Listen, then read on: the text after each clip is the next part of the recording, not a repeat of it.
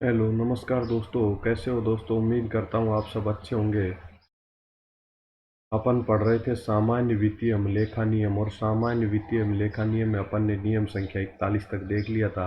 अब अपन देखेंगे नियम संख्या 42। और नियम संख्या 42 को पहले अपन समझेंगे, बाद में दोस्तों आप नोट डाउन करना या फिर स्क्रीनशॉट लेना। नियम दोस्तों 42 किसके संबंध में है? सरकारी धनराशि प्राप्त करने के माध्यमों के तरफ के संबंध में, विधि के संबंध में, जैसे कैश या बैंक में या चेक के द्वारा कैसे कैसे किन किन तरीकों से सरकारी राशि प्राप्त की जा सकती है, जमा कराई जाएगी, उन तरीकों के माध्यम या उन तरीकों या उन विधियों के संबंध में है।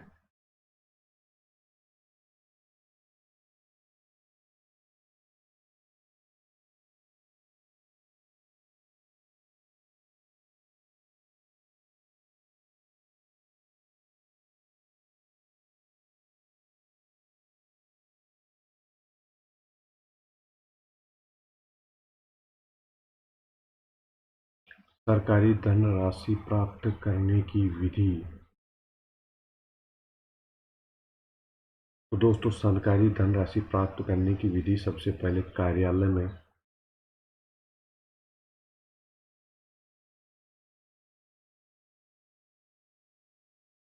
एक तरीका हो गया कार्यालय में, दूसरा तरीका क्या हो गया? कोषागार में।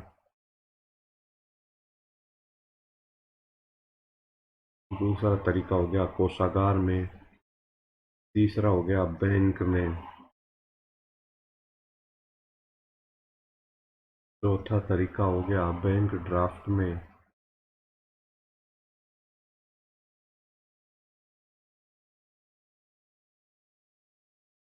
और चौथा तरीका हो गया बैंकर्स चेक।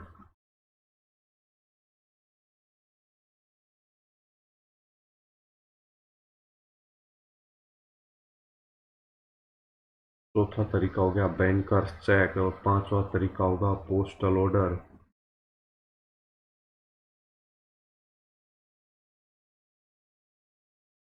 पोस्टल ऑर्डर पांचवा तरीका पोस्टल ऑर्डर। छठा तरीका होगा मनी ऑर्डर। Money order. और सातवां तरीका हो गया ई पेमेंट।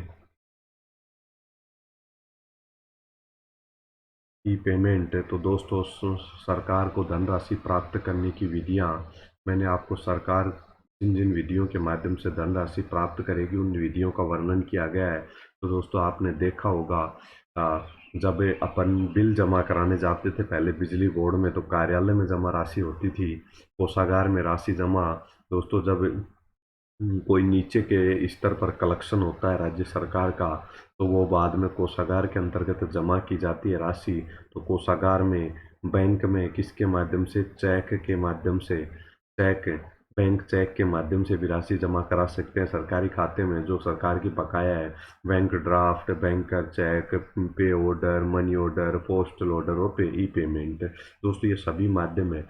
फौजी मनी ऑर्डर के माध्यम से घर पे पैसे भेजते थे, पहले आपने कभी सुना होगा। पोस्टल ऑर्डर क्या होता है दोस्तों? जब पोस्टल ऑर्डर लगता है, कई बार अपन कई भर्तियों का फॉर्म भरते हैं, सेंटर की भर्तियों का पहले फॉर्म भरते थे तो पोस्टल ऑर्डर लगता था।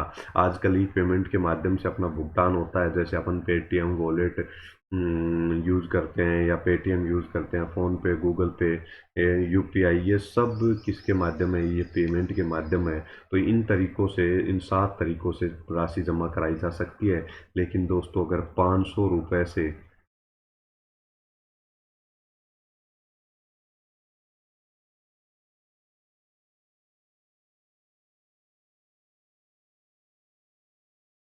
दोस्तों 500 रुपए से अधिक की राशि नगद जमा नहीं कराई जा सकती।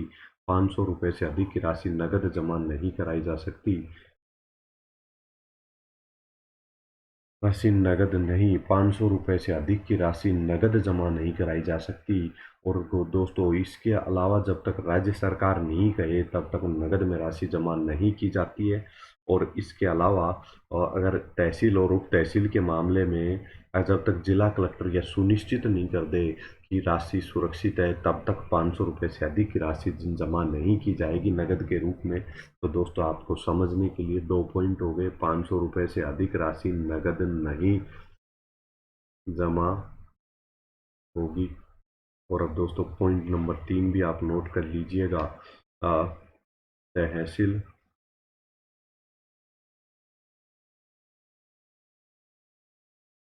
तहसील और उप तहसील पर कलेक्टर क्या करेगा? सुरक्षा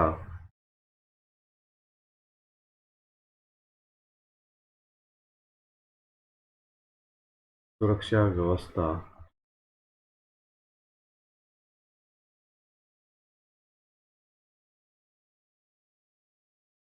सुरक्षा व्यवस्था करेगा। सुरक्षा व्यवस्था सुनिश्चित कर लेगा कलेक्टर, उसके बाद ही अपनी राशि तहसील और उप तहसील के ऊपर जमा की जाएगी नगद के रूप में। तो दोस्तों अपना नियम संख्या 42 हो गया।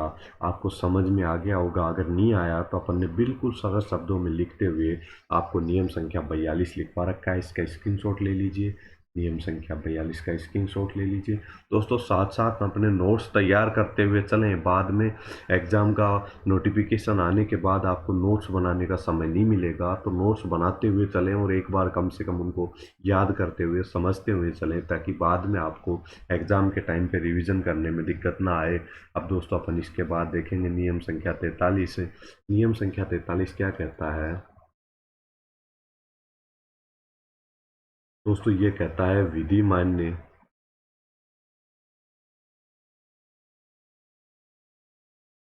मुद्रा में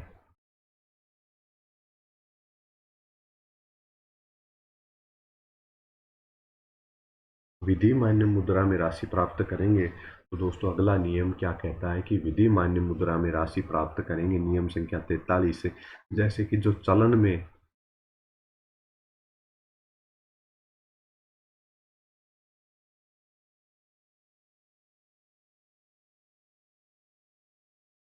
दोस्तों जो नोट चलन में हैं, जो सिक्के चलन में हैं, उनके माध्यम से ही राशि प्राप्त की जाएगी। ऐसा नहीं हो 25 पैसे के कोई सिक्के लेके आ जाए, 50 पैसे के सिक्कों में राशि जमा कराए तो वो जमा नहीं होगी।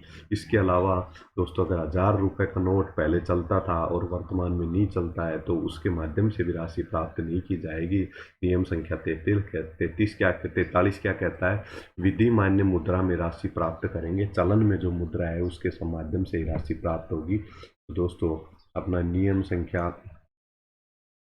43 का आप स्क्रीनशॉट ले लीजिए। नियम संख्या 43 का आप स्क्रीनशॉट ले लीजिए। अब फिर उसके बाद अपन देखते हैं नियम संख्या 44 है। नियम संख्या 44 क्या कहता है?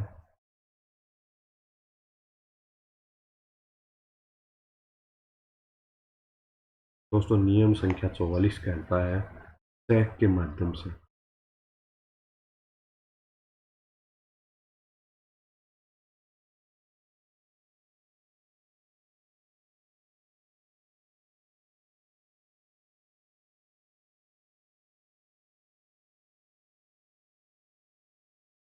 चेक के माध्यम से राशि जमा कराने के संबंध में अपना नियम संख्या 44 है।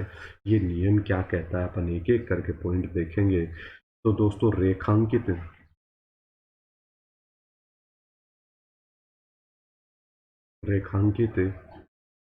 चेक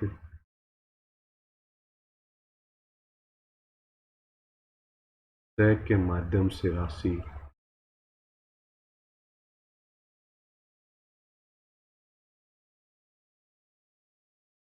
रेखांकित चेक के माध्यम से राशि प्राप्त करेंगे।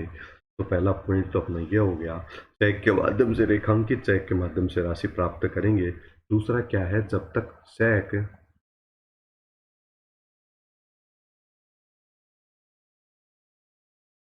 चेक प्राप्त होने पर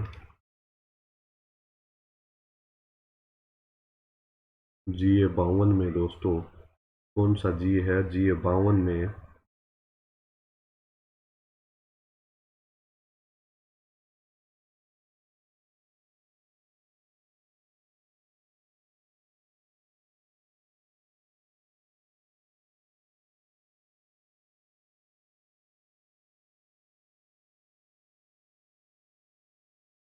GA 52 में चेक प्राप्त करने की रसीद दी जाएगी। चेक दोस्तों 44 नियम संख्या 44 क्या कहता है? चेक माध्यम से जो राशि जमा के संबंध में है, अच्छा किसके? चेक के माध्यम से राशि जमा के संबंध में है ये चेक के माध्यम से राशि जमा कराने के संबंध में है। रेखांकित चेक के माध्यम से ही राशि प्राप्त की जाएगी। और जब चेक प्राप्त होगा, बैंक को चेक प्राप्त होते ही GA 55 में चेक प्राप्त करने की रसीद दी जाएगी, GA 52 में सॉरी। और जब दोस्तों चेक क्या हो जाए, चेक का समाशोधन हो जाए,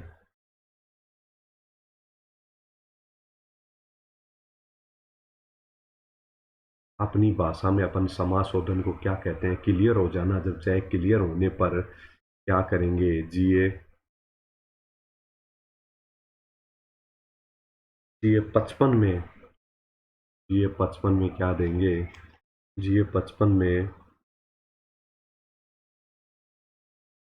रसीद घर भेजेंगे।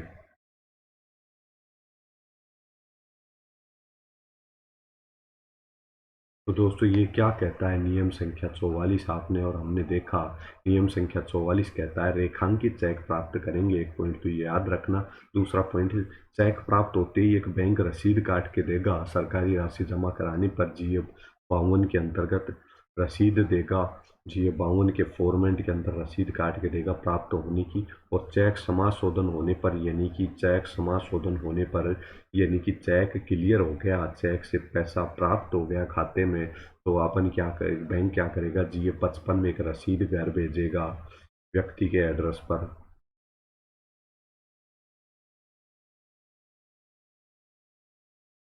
व्यक्ति के पते पर घर भेजेगा। तो दोस्तों अपन ने नियम संख्या इसके पॉइंट्स देखे। समाशोधन होने पर ही राशि प्राप्त मानी जाएगी।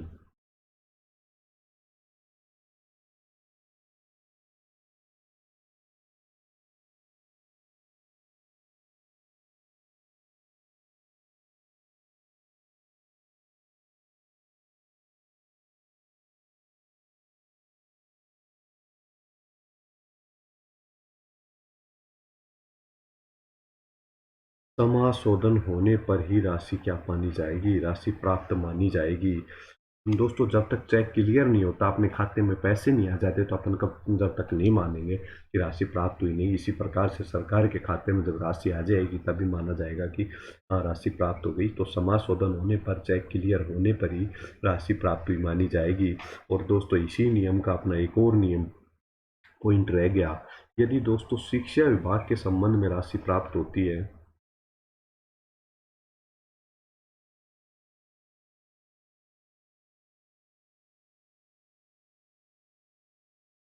यदि शिक्षा विभाग के संबंधी राशि प्राप्त होती है, तो दोस्तों GA 55 में जो अपन सूचना भेज रहे थे चेक क्लियर होने के बाद, तो दोस्तों वो वही सूचना GA 56 के अंतर्गत भेजी जाएगी।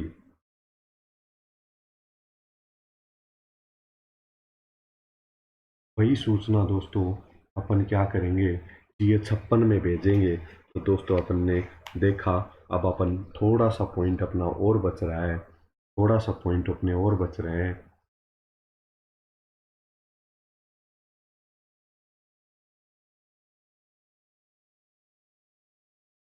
अपना थोड़ा सा पॉइंट और बच रहे हैं, ये पॉइंट और देख लें। तो दोस्तों आप स्क्रीनशॉट ले लीजिए पहले, अब तक जो अपन ने पढ़ा है टैक्स से राशि प्राप्त करने के संबंध में नियम संख्या 44 का आप स्क्रीनशॉट ले लीजिए। अब अपन ने नियम संख्या 44 में जो पॉइंट थे वो सारे एक एक पॉइंट सरल भाषा में लिखे हुए हैं, आप इनको पढ़ोगे तो आपको आराम से समझ में आएगा।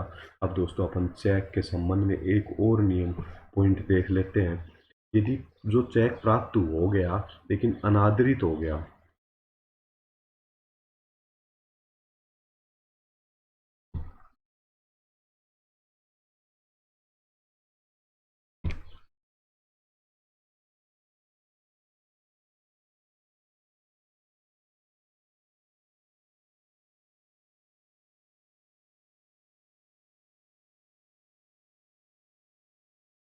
चेक अनादरण के संबंध में, यदि चेक अनादरण के संबंध में क्या है, अब इसमें अपन एक एक पॉइंट देखेंगे।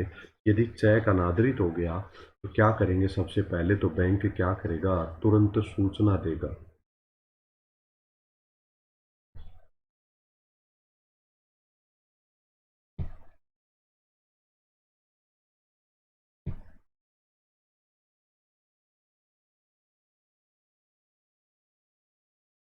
तुरंत क्या करेगा, सूचना देगा बैंक। संबंधित व्यक्ति को।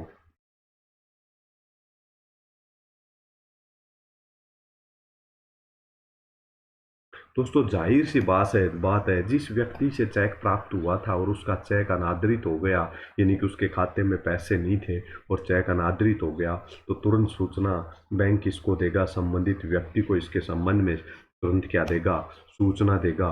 एक पॉइंट तो हो गया चेक अनादरण के संबंध में, ये हो गया। दूसरा, उसको नगद,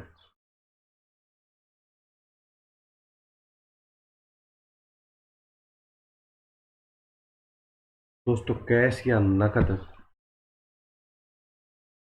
राशि जमा कराने के सब के लिए बोलेगा उसको।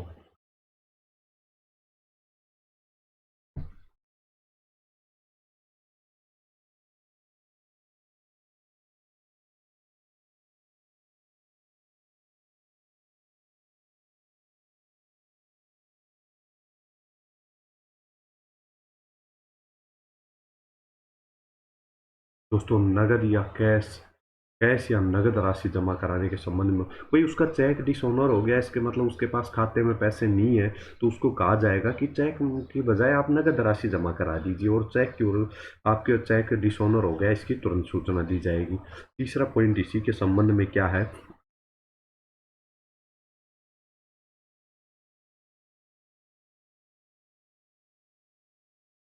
दंडनीय कार्रवाई पर विचार। दोस्तों दंडनीय कार्रवाई पर क्या किया जाएगा, विचार किया जाएगा।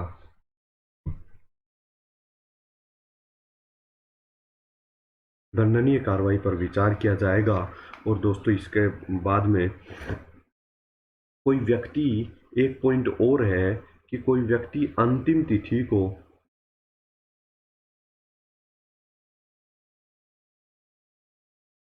चेक से राशि जमा कराता है,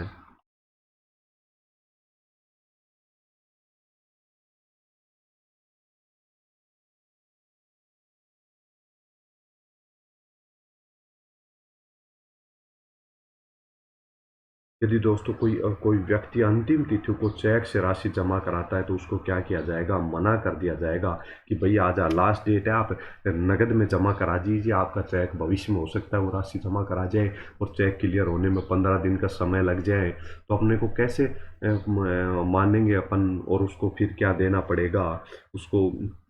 अगर मान लो चेक अनादरण के संबंध में चेक अनादरित हो गया, उसको क्या देना पड़ेगा, पेनल्टी लगेगी।